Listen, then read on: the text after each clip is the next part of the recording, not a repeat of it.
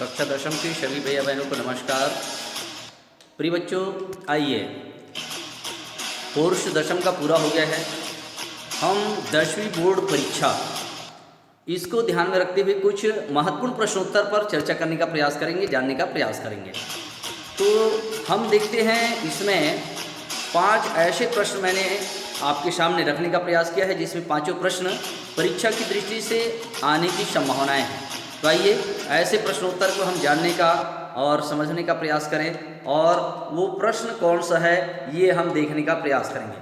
तो आपके पृष्ठ क्रमांक 111 दो विश्व युद्धों के बीच रूसी क्रांति और महामंदी, इस पाठ के अंतर्गत बच्चों ये जो प्रश्नोत्तर दिया है, तो जिनको मैंने टिक मार्क किया हुआ है उस प्रश्नों पर, क्योंकि पूरा पाठ मैंने बता दिया है, परंतु महत्वपूर्ण प्रश्नोत्तर पर ही मैं चर्चा करूंगा।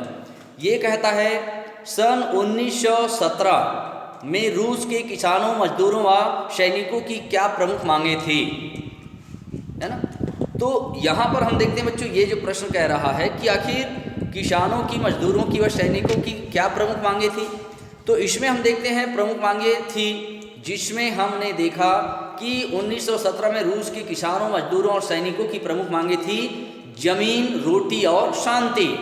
किसान क्या मांग रहा है? जमीन। मजदूर क्या मांग रहा है? रोटी। सैनिक क्या मांग रहा है? शांति। इस तरीके से जमीन, रोटी और शांति ये प्रमुख मांगे थी। बच्चों, मैं पूरे प्रश्न पर चर्चा नहीं करूंगा। इसी में प्रश्न क्रमांक 3 देखिएगा, एक महत्वपूर्ण प्रश्न ये कह रहा है डूमा एक सफल लोकतांत्रिक संसद क्यों नहीं बन पाई, इसके कारणों का विश्लेषण कीजिए। ये कह रहा है प्रश्न क्रमांक 3। तो इसके उत्तर पर हम थोड़ा विचार करें तो डूमा एक सफल लोकतांत्रिक संसद नहीं बन पाया, इसके बहुत सारे कारण हैं। इसमें एक कारण डूमा का चुनाव अप्रत्यक्ष रूप से होता था। फिर हमने देखा डूमा के सदस्य संपत्ति वाले ही थे, मतलब जो धनवान था, जिनके पास पैसे हैं, वही डूमा के सदस्य बन सकते हैं। फिर आगे क्या है, जार डूमा के प्रस्ताव को ठुकरा सकता था। वहाँ का शासक जार, मतलब वो कह दिया तब वो शासन, वो नियम और कानून बनेगा, और अगर उसने ठुकरा दिया तो वह डूमा का जो प्रस्ताव है वह अस्वीकृत हो जाता था, अस्वीकार हो जाता था।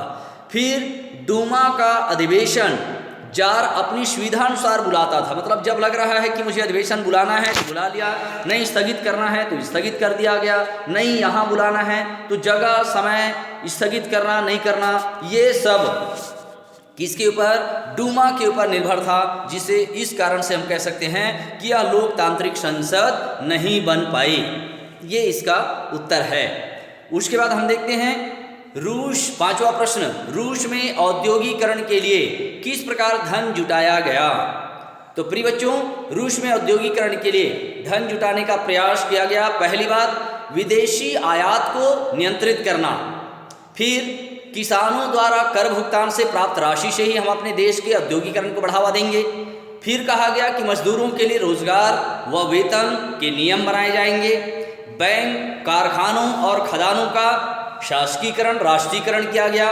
विदेशी विशेषज्ञों की सहायता लेना, स्वयं के स्रोतों से पूंजी को बढ़ावा देना, और इस प्रकार से रूस ने अपने बल पर औद्योगिकरण के लिए प्रयास किया, उसके लिए धन जुटाने का प्रयास किया गया। ये इस प्रश्न का उत्तर। उसी में हम देखते हैं आर्थिक मंदी के दौर में वस्तुओं की कीमतें क्यों घटी, इसका उद्योगों पर क्या प्रभाव पड़ा।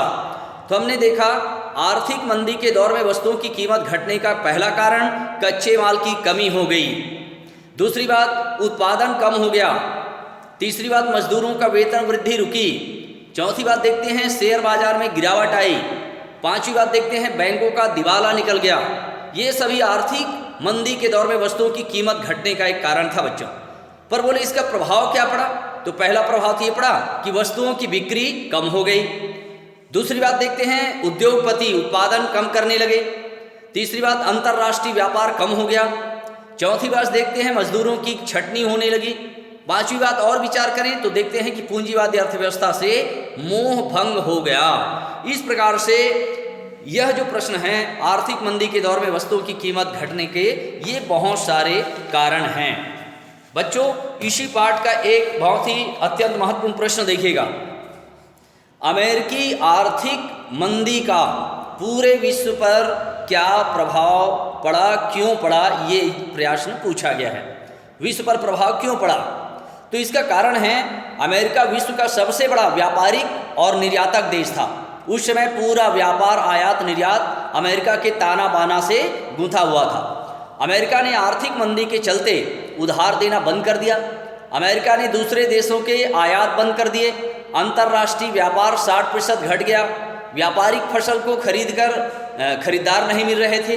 किसानों ने खेती छोड़ शहर की ओर जाने लगे, पलायन करने लगे, और इन सभी कारणों से अमेरिकी आर्थिक मंदी का पूरे विश्व पर बहुत ज़्यादा प्रभाव पड़ा। ये बच्चों इस पाठ के महत्वपूर्ण प्रश्नोत्तर जो परीक्षा की दृष्टि से हमें और आपको जानना चाहिए, उसको मैंने आपको बताने का प्रयास किया है। उसी में बच्चों ये घ नंबर जहाँ पर मैंने अभी चर्चा किया था, सन 1905 में स्थापित डूमा में किन लोगों का बोलबाला था? एक और प्रश्न देखिएगा। तो जार की चुनी हुई संसद डूमा में संपत्ति वालों और अभिजात्य वर्ग का ही बोलबाला था। मतलब उसमें धनवान और संपत्तिवान लोग ही डूमा में भाग ले सकते थे। गरीब मध्यम वर्ग का उसमें कोई रोल या कोई भूमिका नहीं थी। ये रहे इस पाठ के महत्वपूर्ण प्रश्नोत्तर। बच्चों मैं और भी वीडियो भेजूंगा जिसमें पाठ के बीच से जिससे परीक्षा की दृष्टि से महत्वपूर्ण है ऐसे प्रश्न मैं भेजूंगा, तो निश्चित रूप से आप वीडियो देखिए। इस समय कोरोना लॉकडाउन के कारण विद्यालय बंद है, मगर महत्वपूर्ण प्रश्नोत्तर पर मैं जरूर चर्चा करूंगा। किसी प्रकार से आपको भी संबंधित डाउट हो तो मुझे व्हाट्सएप के माध्यम से अपना ऑनलाइन क्वेश्चन भेजें, मैं उसका समाधान करने का प्रयास करूंगा। तब तक के लिए मैं पुनः अगले नए महत्वपूर्ण प्रश्नोत्तर के साथ आपको इसी वीडियो में मेरे YouTube चैनल में पुनः मिलूंगा। तब तक के लिए आप सभी का धन्यवाद।